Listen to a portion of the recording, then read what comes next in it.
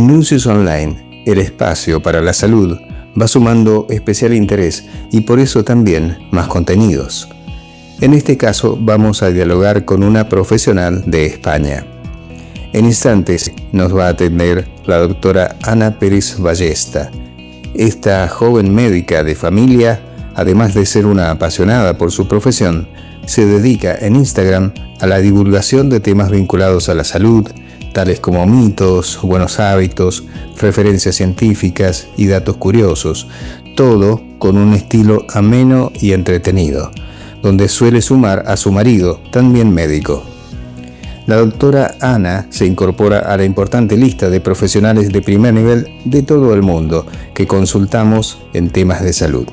Vamos entonces ya mismo a nuestra comunicación telefónica con España para hablar con la doctora Ana Pérez Ballesta, médica de familia.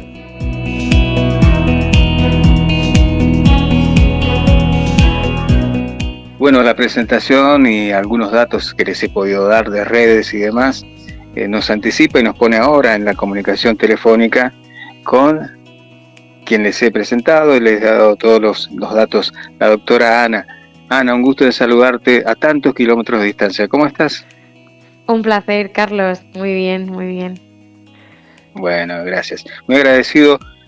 Sabemos que estás trabajando, que los médicos tienen cosas que imprevistos, hablábamos recién un poco fuera de micrófono de los imprevistos y vaya si los tienen los médicos. Pero para que te conozcan un poco, los oyentes, si bien te escuchan online de todo el mundo en esta charla, un poco sobre tu vocación. ¿Qué es lo que te lleva a ser médica? Bueno, pues a mí desde bien pequeñita he tenido contacto, ¿no?, con el ámbito hospitalario. Mi padre es farmacéutico que trabaja en un hospital y siempre me llamó la atención, ¿no?, el ambiente del hospital y luego, bueno, como paciente yo tuve problemas de rodilla de pequeñita y tuve ahí también contacto con varios médicos y siempre me gustó, ¿no?, este punto de poder ayudar a los demás a través de, pues, de tus conocimientos o de tus habilidades. Y bueno, pues eso fue lo que me hizo entrar a medicina y luego ya una vez en la carrera pues vas viendo, ¿no?, qué te gusta más, qué te gusta menos. Uy, pues las cirugías no son lo mío o me gusta más la urgencia, la adrenalina, ¿no? Y decidí hacer medicina de familia, que aquí en España es una especialidad de 4 años una vez ya terminamos la carrera. Y es una especialidad súper completa, cercana con los pacientes, con las familias y que me apasiona, que me encanta, la verdad. Eso es, te lo comento que es algo que me interesó mucho. Aquí se ha perdido en la Argentina, existía esa especialidad, no sé en realidad por qué se ha ido perdiendo, pero es una necesidad real y constante. Sí, sí, por supuesto, el conocer a las familias completas es, aparte de un privilegio, ¿no?, de la medicina de familia, es muy importante, ya no solo por sus antecedentes, ¿no?, porque puedes saber si pasa algo en la familia, si hay alguna tragedia o algún problema, pues, ¿no?, ya sabes un poquito de qué va el tema, cómo les puede afectar a unos, a otros, un problema de salud en un miembro de la familia, cómo puede afectar a los demás. Y es súper importante tener un médico, ¿no?, que al final lleva un poquito ese árbol genealógico y ese árbol de la salud de tu familia, que lo tenga un poquito en mente. Ujú. Y lo otro, muy interesante, enseguida vamos a hablar de tus redes para que te ubiquen aquel que todavía no las ha visto. Muy interesante todo lo que propones y también te quiero preguntar qué es lo que te lleva a armar esas redes particularmente dirigidas a que la gente se cuide más. Pues un poquito lo que me hizo iniciarme en la divulgación, bueno, a mi marido y a mí nos encanta la docencia de siempre, desde él también es médico, desde la universidad siempre nos ha gustado la docencia y compartir, ¿no?, lo que sabemos con los demás. Y lo que me llevó a eso, pues al final es el mensaje que yo repito en la consulta a mis pacientes todos los días, pues sacarlos un poquito, ¿no?, de la puerta cerrada de la consulta y darles un poquito más de visibilidad. Bueno, ya enseguida, para no sacarte, para no hacer spoiler de cosas futuras, te voy a preguntar algunas cosas que ya has publicado. Pero también lo que quería consultarte a nivel general, los buenos hábitos en materia de salud pueden ser como una medicina adicional y además efectiva. Sí, por supuesto. De hecho, no diría que son una medicina adicional, sino que deben ser la primera medicina de cualquier patología. Ujú. De una Bien, diabetes, de una hipertensión o de un dolor de espalda. Lo principal siempre son los hábitos, mejorar esos aspectos de nuestro día a día, que es a lo que más tiempo dedicamos y lo que más nos afecta al final. Desde un paseo por la naturaleza y tener contacto con la naturaleza a ser capaz de verbalizar cómo te sientes con un amigo o un familiar, a lo que comes y al ejercicio que haces. Todo influye.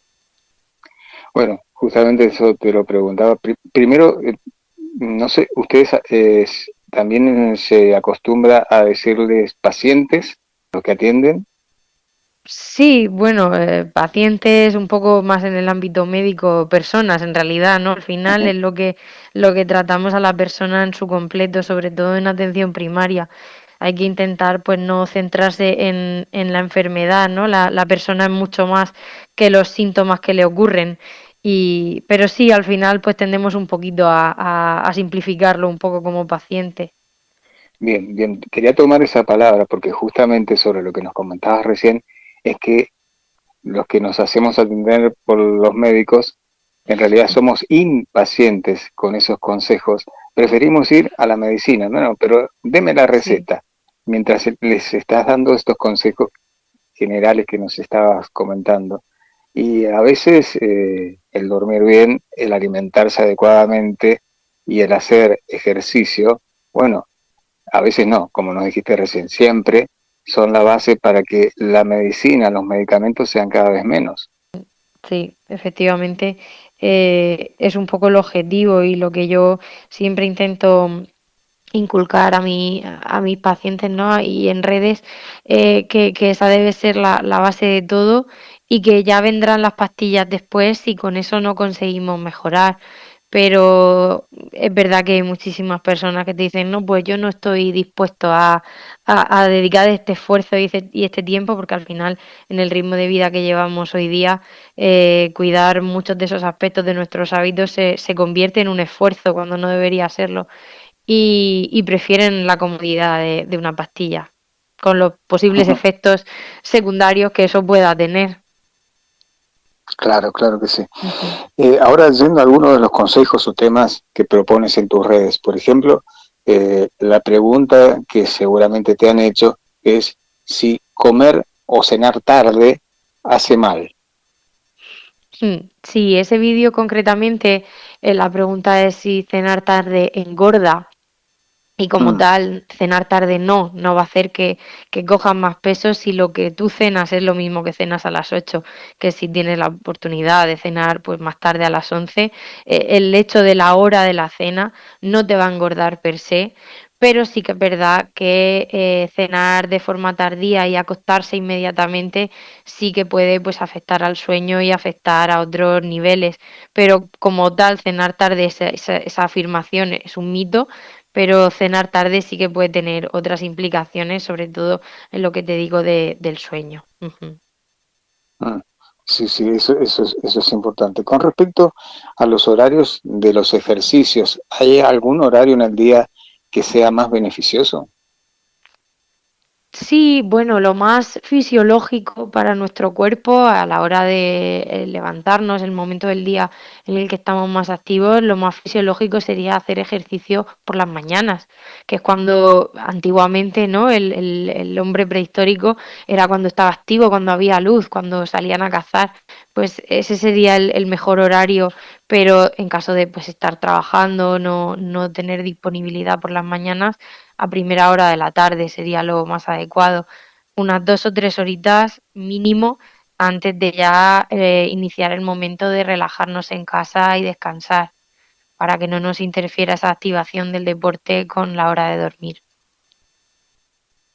Bueno, y hace poquito, para que veas que veo tus redes, vi que justamente mencionaste a tu marido, hicieron algo muy, muy bonito respecto al Día de los Enamorados, el Día de San Valentín. Sí. Explicaste médicamente o fisiológicamente lo que son las mariposas en En la el panza, estómago, sí. en el estómago. Esa es lo que te quería preguntar sobre eso. Si es lo mismo o es comparable con, por ejemplo, la tensión en la panza, en el estómago, cuando uno, por ejemplo, va a rendir un examen. Sí, es algo muy parecido. De hecho, es el mismo sistema nervioso, el autónomo, el simpático, el que centra, ¿no? Toda esa sangre, toda esa atención en ese examen o en esa persona, ¿no? Que tú ves y le resta un poquito de sangre a ese sistema digestivo, generando esa sensación de vacío. También lo que a veces nos ocurre con los exámenes, ¿no? Que podemos tener mucha necesidad de ir al baño corriendo si estamos nerviosos o estresados por un examen o por algo importante, pues es también un poquito esa misma activación. El cuerpo dice, no, no me quiero preocupar de esto ahora, lo tiro ya y esa conexión tan fuerte que hay intestino-cerebro, pues hace que todo esté muy, muy relacionado, sí. Qué importante. Eh, bueno, de hecho es lo que me pasaba. Yo llegaba tarde a esta llamada y sentía una dureza en el estómago. Bueno, ahora estoy más tranquilo, así que ahora ya entiendo por qué. Eh, Yendo a otra cosa, hablando de mitos o de vínculos con frases acostumbradas que a veces se vinculan a la salud.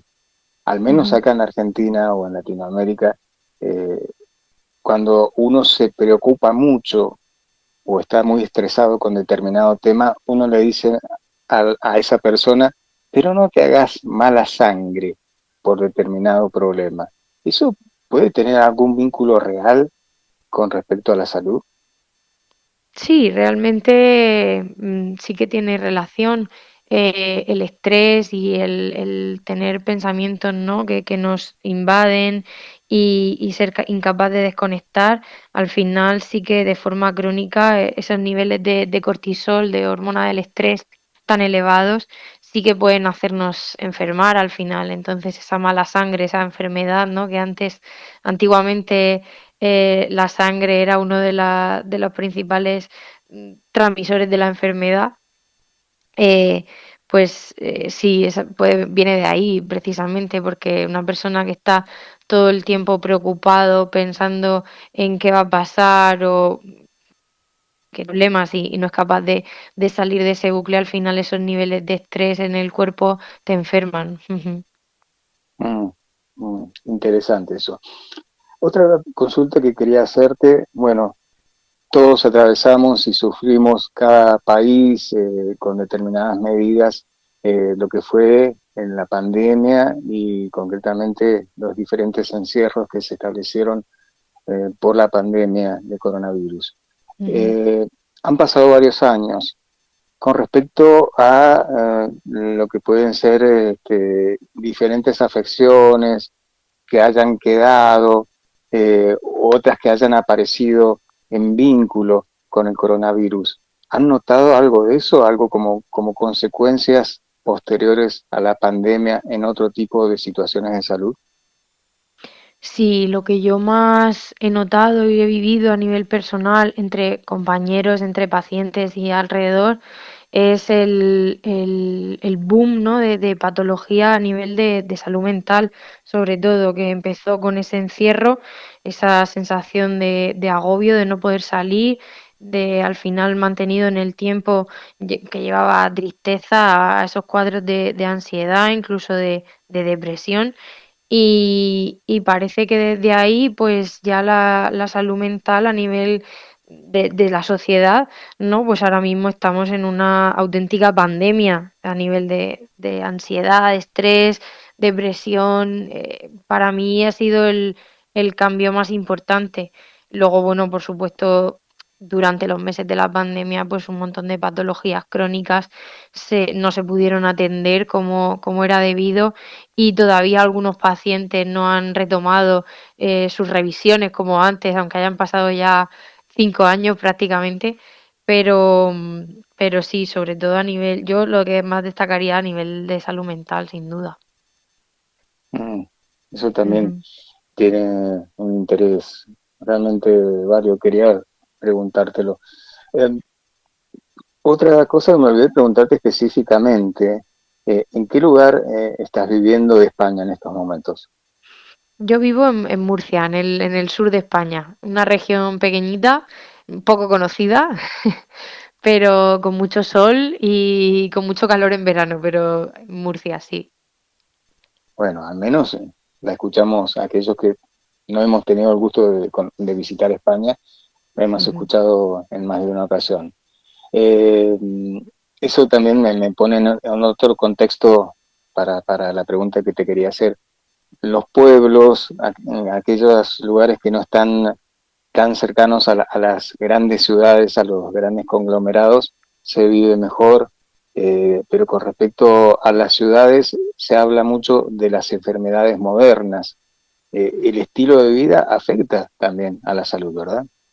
Sí, por supuesto, el estilo de vida, y un poco enlazando con lo que comentábamos antes de los hábitos, junto con lo que te he comentado hace un momentito del estrés, que también nos enferma, pues las enfermedades modernas vienen un poquito de ahí, de todo ese desbalance, esa desregulación de todos nuestros hábitos y todas nuestras necesidades fisiológicas en pos de la productividad, de hacer más, más, más y de que cualquier ratito para ti o de descanso se ve como una pérdida de tiempo y al final a eso nos está llevando la vida moderna. Es verdad que ya cada vez está ahí también más corrientes y más conciencia sobre la necesidad, ¿no? de frenar un poco, de no estar todo el día conectados con el móvil, de intentar no acostarnos con las pantallas al lado, de parar un poquito a las últimas horas del día. Pero sí, la vida moderna en ese sentido nos enferma y se vive mucho mejor en los pueblos. Lo otro, bueno, quizás muy personal esta pregunta, pero no podía evitarla al haberlo mencionado también el hecho de que tu pareja, tu marido, también sea médico. ¿Eso beneficia respecto al llevarse en el día a día, en el trato habitual? ¿Es tema la profesión? ¿Es tema de charla en algún momento del día? ¿Cómo lo llevan? Sí, sin duda es charlar en todos los momentos del día y con los amigos también. Tenemos amigos de muchos ámbitos, pero cuando nos juntamos los amigos que somos todos médicos, al final las cenas es inevitable que se conviertan en una charla médica. Pero por otro lado se lleva fácil, se lleva bien, porque también es una persona que comprende tus horarios, que comprende cuando llegas de una guardia reventado y no tienes ya ganas de hablar con nadie ni de hacer nada y solo necesitas descansar. En ese sentido, pues también facilita mucho el día a día. Bueno, ya vamos terminando. De todas formas, te hago una advertencia que no suene a amenaza, pero es una advertencia de que estoy seguro de que esta charla de hoy va a traer mucho rebote de oyentes y que los vamos ahora en un ratito nada más a dirigir a tus redes sociales, pero vamos a intentar tener otra charla porque van a quedar preguntas de los oyentes para no dejarlos sin respuesta. ¿Estás de acuerdo que lo intentemos de nuevo? Sí, perfecto, claro que sí. Bueno, entonces informemos de tus redes, donde te encuentran para que se nutran de estos contenidos tan Ujú. interesantes que publicas. Pues me podéis encontrar, sí, principalmente en Instagram, a través de mi cuenta @anamidoctora. Y allí, pues nada, vais a encontrar vídeos pues de salud, de prevención, de hábitos, de mitos, de medicación, un poco de todo, medicina en general, intentando hacerlo fácil y asequible para todos. Y estoy, por supuesto, disponible para resolver cualquier duda o pregunta. Bien, para ir cerrando, aquí por costumbre, sé que es una palabra mal utilizada, pero donde el médico da cuáles son los medicamentos que uno tiene que tomar, se le suele decir receta. ¿Cómo se le dice allí a ese papelito? Sí, igual, receta, lo mismo, Ah, sí. bien, bien, bien, bueno, entonces estamos de acuerdo.